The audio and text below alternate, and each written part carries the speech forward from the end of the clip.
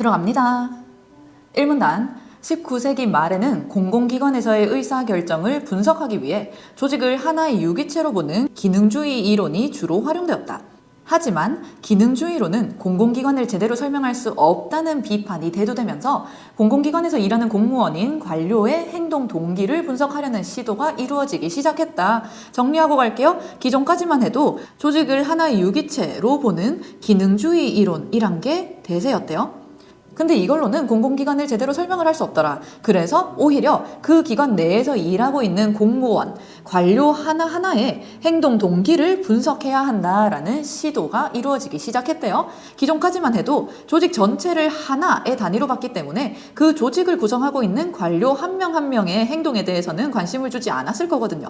근데 지금은 그 전체를 하나로 보는 게 아니고 그 조직을 구성하고 있는 관료 한 명 한 명의 행동의 동기를 분석을 할 거예요.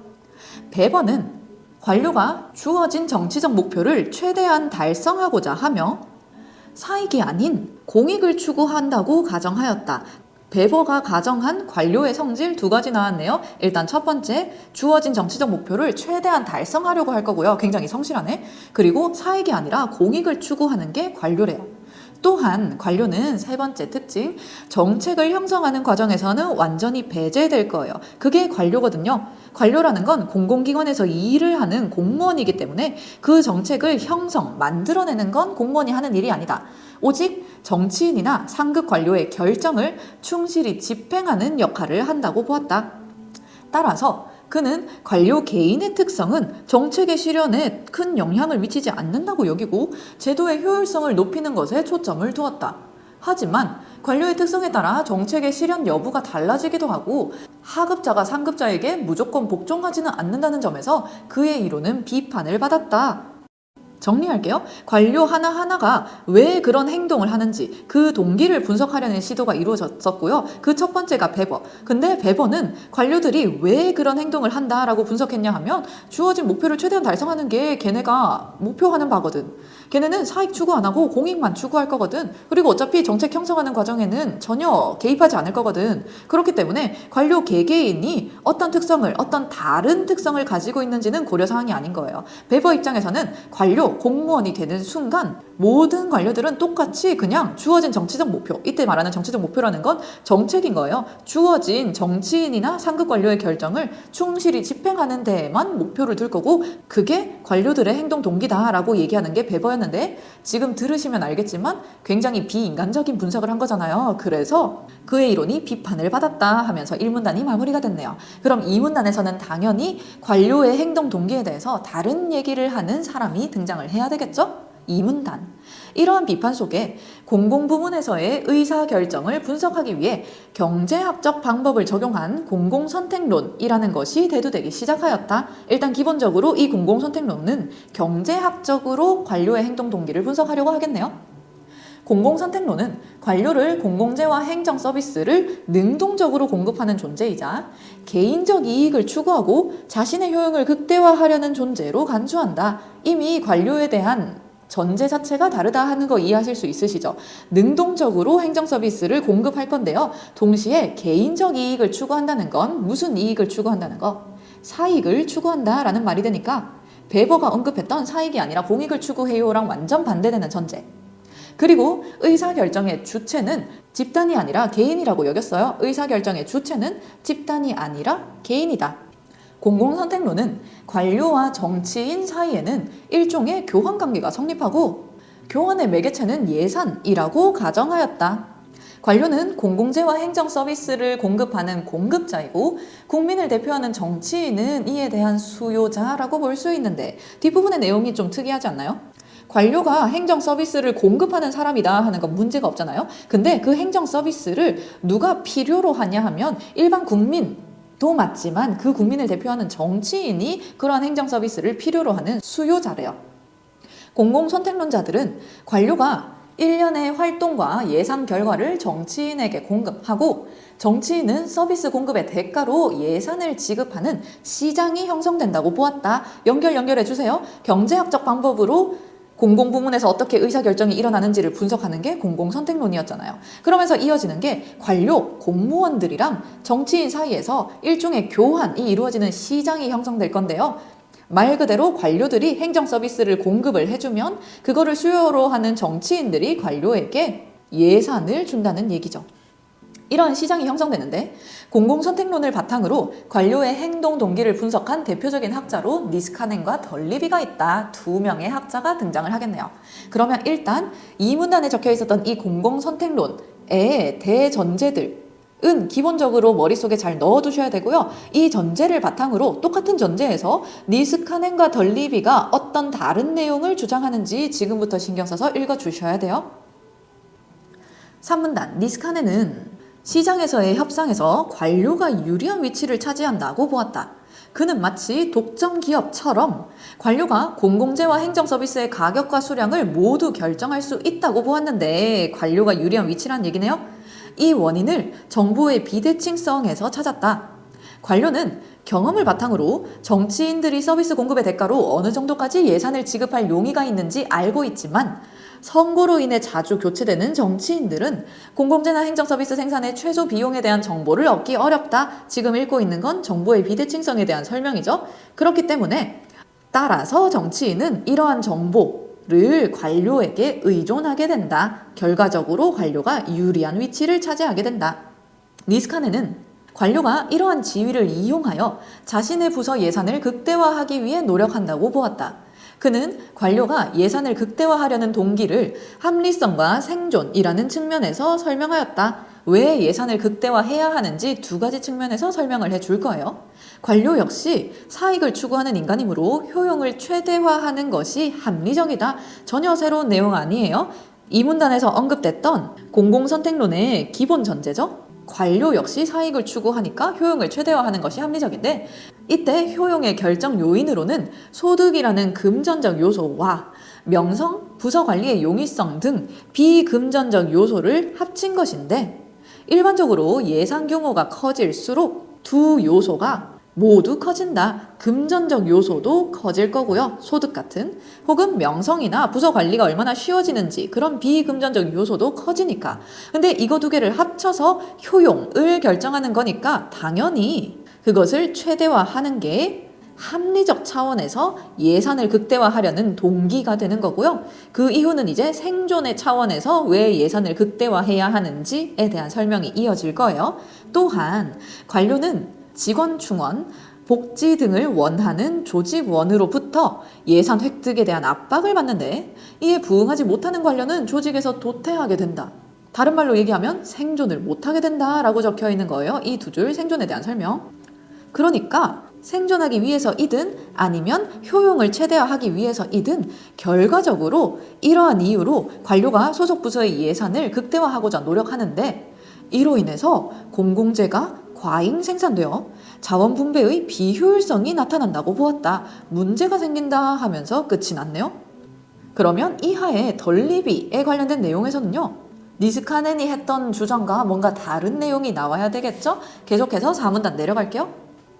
4문단 덜리비는 니스카넨이 관료나 기관을 지나치게 일반화하고 관료 행동의 동기를 예산에서만 찾았다고 비판하며 예산 극대화와 관련된 여러 요소 간의 상관관계를 설명하였다. 이까지 이해되시죠? 지나치게 일반화했다 하는 거는 니스카넨에 대한 설명. 3문단에서 읽어봐서 알겠지만 모든 행동의 동기가 예산 극대화에 초점이 맞춰져 있으니까요. 너무 단순화해서 설명을 했다라고 덜리비가 비판을 했고요. 예산 이외에도 여러 가지 요소가 관료 행동의 동기를 유발한다. 관료가 특정한 행동을 하는 이유는 예산 말고 여러 가지가 있다라는 내용이 지금부터 이어질 거예요. 그는 기관의 유형에 따라서 관료의 예산 극대화 추구 정도가 달라진다고 보았는데 이 기관의 유형이 첫 번째 요소가 되는 거죠. 모든 기관이 일반화, 똑같이 움직이는 게 아니고 유형에 따라 달라진다. 첫 번째.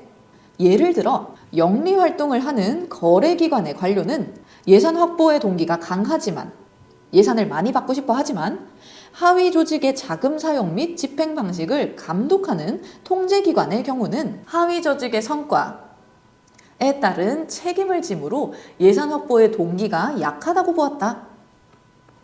정리되시죠? 기관이 어떤 유형의 기관인지에 따라서 예산을 얼마나 추구하는지가 달라져요. 행동의 동기가 달라진다는 얘기. 만약에 그 기관이 영리활동을 하는 거래기관이라면, 영리활동이란 건 수익을 얻는 걸 목표로 하는 걸 가리키거든요. 그래서 공무원 기관 중에서도 수익을 목적으로 하는 기관이 있다 하더라. 그걸 거래기관이라고 하는데, 수익을 목적으로 하면 예산을 일단 많이 얻어오려고 한다.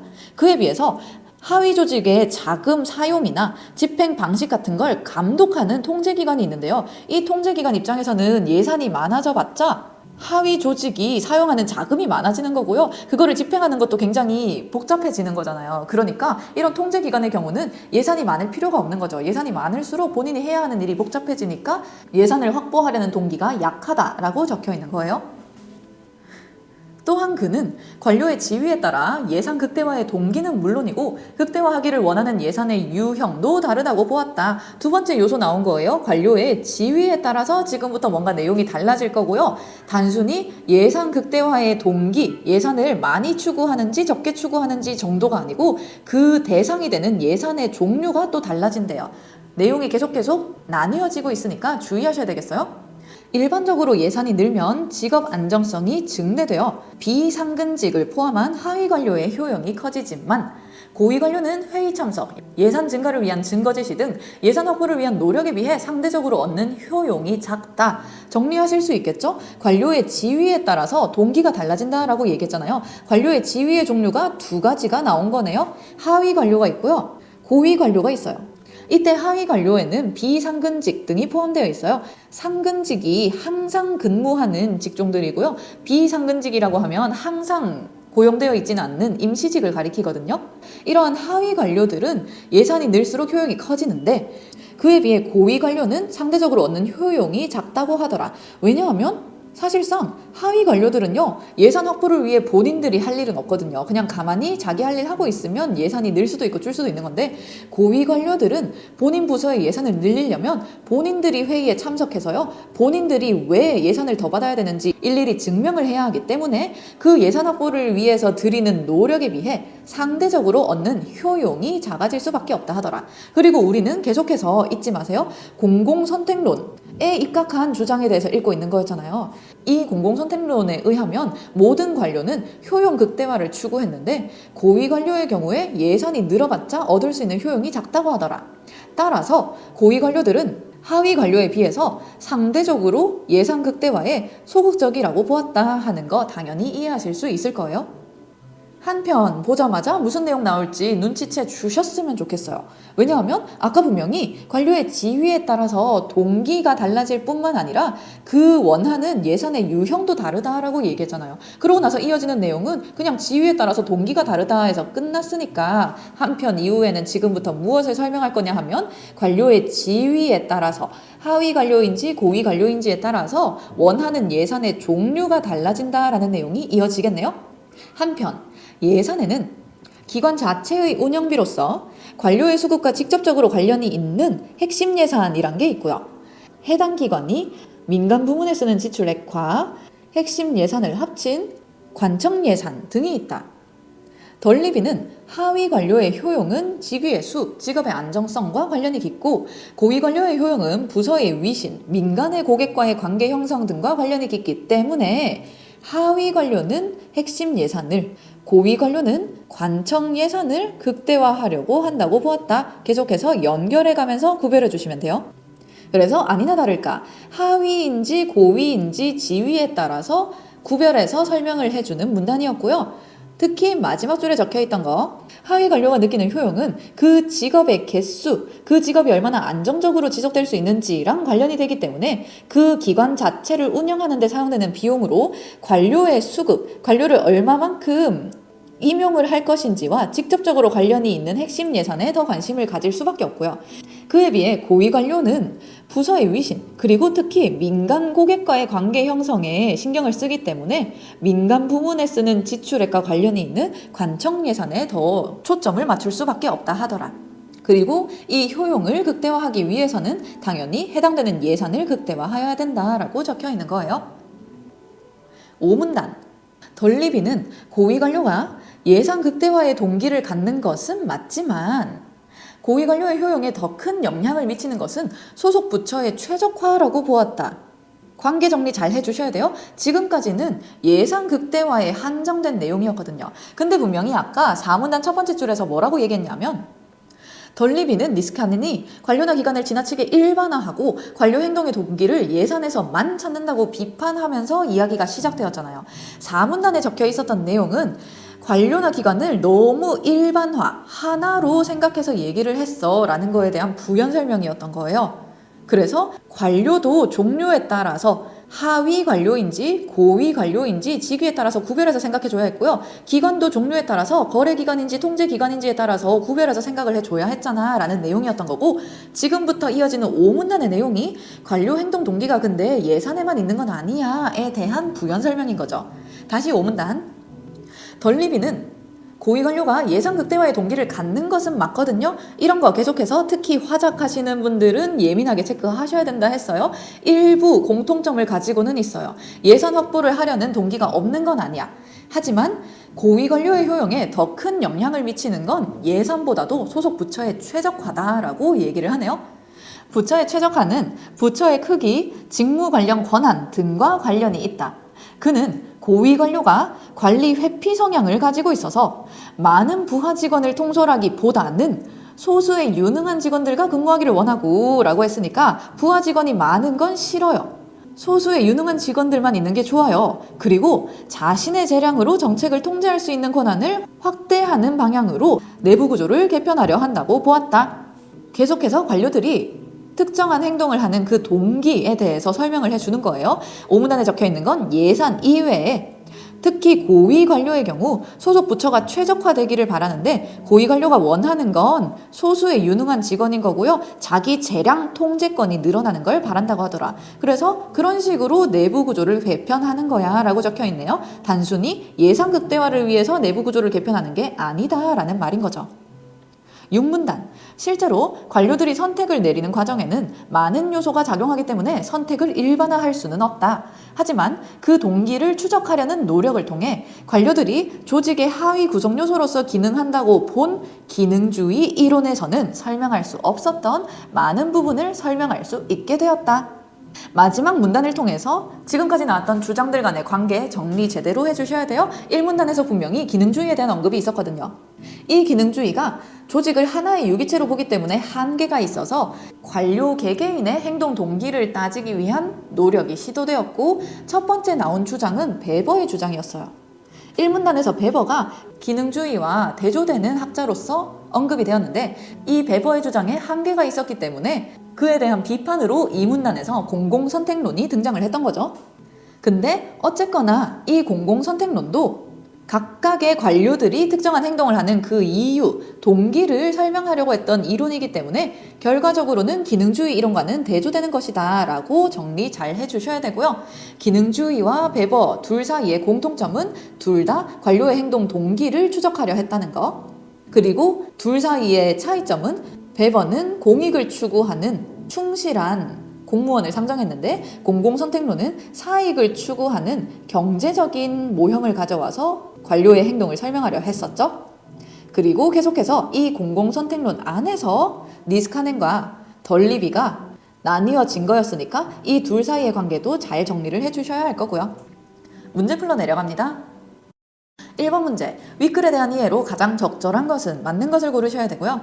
1번, 관료제의 한계점을 제시하고 관료제가 가지고 있는 한계에 대해서는 언급한 적이 없죠. 관료제를 설명하는 이론의 한계점을 제시한 적은 있지만 그래서 1번 선지는 틀렸고, 2번, 관료의 유형을 분류하는 이론의 변모 양상, 관료의 유형을 분류하는 덜리비의 내용이 있었지만 그 이론이 어떻게 바뀌어 가는지 그 변모 양상을 통시적 시간의 흐름에 따라서 언급한 적은 없죠. 3번, 관료에 대한 정의가 통시적으로 어떻게 변해왔는지 설명한 적 없고요. 4번, 관료의 행위를 상반되게 분석한 두 이론, 공익을 추구한다, 사익을 추구한다 가지고 적용을 할 수는 있겠지만 이를 절충한 이론에 대해서 제시한 적은 없다. 그래서 정답이 5번, 관료의 행동 동기 분석을 통해 공공기관의 의사결정을 분석한 이론들을 소개하고 있었죠. 2번 문제, 윗글의 내용과 일치하지 않는 것은 틀린 것을 고르셔야 되고요. 1번, 대법은 관료 개인의 특성은 정책의 실현에 큰 영향을 미치지 않는다고 여겼다. 맞는 말이에요. 1문단에 적혀 있었어요. 이러한 것들 때문에 비판을 받았죠. 2번, 기능주의 이론은 관료를 조직이라는 하나의 유기체에 속한 하위 구성 요소로 보았다. 맞는 말이었어요. 1문단에 언급되어 있었고요. 3번, 배번은 관료를 정치인이나 상관의 결정을 충실히 집행하고자 노력하는 존재로 보았다. 마찬가지 1문단에 언급되어 있었어요. 4번, 니스칸에는 독점 기업처럼 정치인이 행정 서비스의 가격과 수량을 모두 결정할 수 있다고 보았다. 주의하셔야 되죠? 독점 기업처럼 정보의 비대칭성, 정보 면에서 우위를 갖고 있던 건 정치인이 아니라 관료였거든요. 그래서 주어 파악에 신경 써 주시고 4번 선지가 틀렸다 하는 거 3문단을 통해서 알 수 있고요. 5번, 덜리비는 부처의 최적화가 예산의 극대화보다 고위 관료의 효용에 더 큰 영향을 미친다고 보았다. 맞는 말이에요. 5문단에 언급되어 있었고요. 특히 여기에 고위 관료의 효용이다 라고 적혀 있는 거 잘 신경 써 주셔야 되겠어요. 주체를 하위 관료로 바꾸거나 혹은 모든 관료, 그냥 관료의 효용에 큰 영향을 미친다 라고 평가하시면 틀린 말이 되거든요. 덜리비는 관료를 일반화해서 생각하지 않고 관료의 지위별로 나누어서 생각을 했기 때문에 이런 표현 특히 신경 써 주셔야 되겠어요.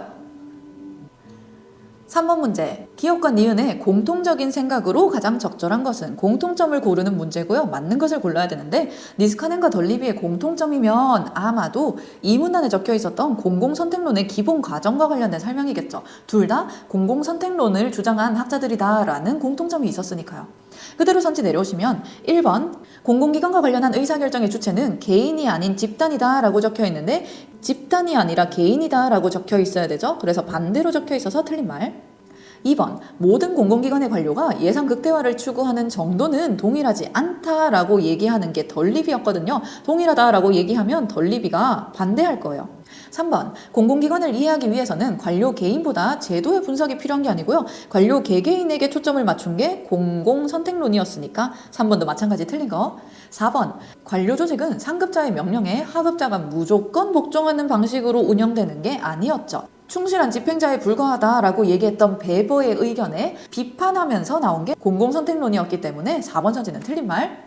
5번, 관료는 능동적으로 서비스를 공급하는 존재로서 자신의 효용을 극대화하고자 한다. 이게 이 문단에 있었던 공공선택론의 기본 전제였어요.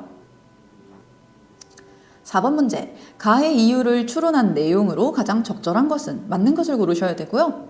니스카넨이 주장한 모든 관료는 자신의 부서의 예산을 극대화하기 위해 노력한 이유를 골라주시면 되는데 그 이유와 관련해서 합리성 측면과 생존의 측면에서 얘기를 했던 거 기억해 주시면 좋겠어요. 효용을 극대화하려는 합리적인 측면에서도 예산을 극대화해야 했고요. 도태되지 않고 살아남기 위해 생존하기 위해서도 예산을 극대화해야 했고요. 선지 내려가시면 1번 선지, 주어진 정치적 목표를 최대한 달성하기 위해서 정치적 목표를 최대한 달성하려고 한다 하는 건 1문단에서 베버가 한 말이었어요. 2번, 적절한 양의 공공재를 생산하여 적재적소에 활용하기 위해서 2번 선지에 적혀있는 건 공익을 추구한다라는 말이 되기 때문에 마찬가지 사익을 추구한다는 걸 전제로 했던 니스카넨과 덜리비에는 해당되지 않는 내용이에요. 3번 선지, 직원 충원을 부정적으로 여기는 조직원들을 설득할 수 있으므로 조직원들은요 오히려 직원 충원을 긍정적으로 여긴다라고 적혀있어요. 3문단의 하단부 생존과 관련된 내용에서 찾으실 수 있을 거고요. 4번, 효용과 관련된 금전적 요소와 비금전적 요소를 모두 높일 수 있으므로 이런 관련된 내용이 3문단에 언급되어 있었던 게 기억나실 것 같아요. 금전적 요소와 비금전적 요소를 합쳐서 효용의 결정 요인이 된다라고 얘기를 했는데 이때 효용을 최대화하려는 게 합리적이기 때문이었다라고 적혀 있었죠. 5번, 관료는 정치인에 비해 공공재 생산 비용에 대한 정보를 얻기 어려운 건 아니고 쉬운 거고요. 그렇다고 해서 만약에 여기에 정보를 얻기 쉬워서 정보 비대칭성이 있어서 라고 적혀 있어도 마찬가지 틀린 말이에요. 왜냐하면 지금 문제는 예산을 극대화하기 위해 노력하는 이유에 대해서 물었으니까요. 정보 비대칭성 때문에 그런 특성을 사용해서 예산 극대화에 유리하다라는 말인 거지 애초에 예산을 극대화하는 이유에 해당하는 건 아니니까 5번 선지 틀린 말. 5번 문제, 덜리비의 견해를 바탕으로 보기를 이해한 내용으로 적절하지 않은 것은 틀린 것을 고르셔야 되고요. 보기 고위관료 A와 하위관료 B는 시민들에게 서비스를 제공하고 이를 통해 수익을 창출하는 기관에서 근무하고 있다. 수익을 창출하는 기관, 다른 말로 바꾸면 영리활동을 하는 거래기관이었죠. 이 거래기관은 예산을 확보하려는 동기가 높다고 했어요. A와 같은 직급의 관료 C, 그러면 관료 C도 고위관료에 해당하겠죠? 이 관료 C는 하부 조직들의 자금 사용을 감독하는 기관의 발령을 받아서 근무하고 있다. 감독하는 기관, 다른 말로 바꾸면 통제기관이었고요. 예산 확보의 동기가 낮았죠? A와 C는 자신의 기대와 기관의 성격이 다르다고 생각하여 조직의 구조 및 직무를 개편하려 한다. 1번 선지, 기관의 성격을 고려할 때, 기관의 성격, 여기 적혀 있는 거래기관과 통제기관이었죠? 기관의 성격을 고려할 때 A는 C에 비해서 예산을 극대화하려는 동기가 더 크겠군 이라고 적혀 있는 거 맞는 말이죠? 4문단에서 근거 찾아야 되고요. 2번, 예산 확보를 위한 노력 대비 얻는 효용의 크기는 A보다 B가 더 크겠군 이라고 적혀 있는 거. 노력 대비 효용의 크기는 하위 관료가 더 크다. 지문에서는 고위 관료가 노력 대비 효용의 크기가 더 작다라고 언급이 되어 있었기 때문에 2번 선지도 마찬가지 맞는 말. 3번, B의 효용은 A의 효용에 비해서 하위 관료의 효용이 고위 관료의 효용에 비해서 직위의 수, 직업의 안정성과 더 밀접한 관련이 있다라는 게 4문단에 언급돼 있었고요. 4번, B, 하위 관료는 기관 자체의 운영비 편성보다 민간 부문에 지출하는 예산의 확보에 더 큰 노력을 기울이겠군 이라고 적혀 있는데 기관 자체의 운영비를 다른 말로 바꾸면 핵심 예산이었고요. 이 기관 자체의 운영비, 핵심 예산이 관료의 수급과 직접적으로 관련이 있었기 때문에 하위 관료인 B의 입장에서는 핵심 예산을 더 신경 쓸 거고요. 민간 부문에 지출하는 예산이 포함되어 있는 관청 예산은요. 고위 관료인 A와 C가 더 선호하는 예산의 유형이 될 거예요. 그래서 4번 선지가 틀렸네요. 5번, A와 C는 모두 정책에 대한 자신의 통제권을 늘리는 방향으로 부처의 내부 구조를 변경하려 하겠군. 그렇죠? 이게 5문단에 언급되어 있었던 예산 이외의 고위 관료가 특정한 행동을 하는 행동 동기에 해당하는 거였어요. 6번 문제, 문맥상 A에서 E와 바꿔쓰기에 적절하지 않은 것은 틀린 것을 고르셔야 되고요. 정답인 3번 선지만 얘기를 하면 지문에는 도태하다라고 적혀 있고요. 이때 도태한다는 건 어떤 경쟁 같은 거에서 밀려나가서 없어지게 되는 거, 경쟁에서 지게 되는 것을 가리키거든요. 근데 그렇기 때문에 C에 적혀 있는 헤매게로 바꿀 수는 없는 거죠. 그냥 헤매이는 것과 경쟁 같은 거에서 밀려서 필요 없어진 거, 없어지게 되는 것은 전혀 다른 맥락이니까 3번이 틀린 말. 여기까지 이 지문 설명 마무리하도록 할게요. 고생했어요.